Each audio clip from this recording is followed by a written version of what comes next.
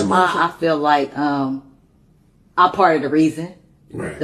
He was a product of his environment. You know, seeing me moving the groove and getting money, moving fast. Right. Seeing me smoking weed. And it was something that wasn't hidden. I don't expose them to that lifestyle because you can't knock them when they jump into it, you know? Right. So I was mad when I found out what my son was in prison for, but I still really don't know because everybody keep it a secret. I don't want to know because it is what it is. Right. And in a sense of when you don't want to know, what you mean by that, you mean that like, because if it is some horrible shit, you just don't want to hear that about your son. How's your communication to him?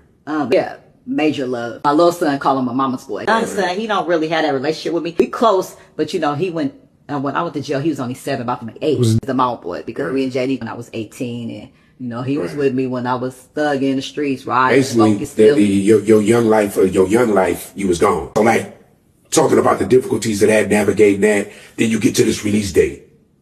You 10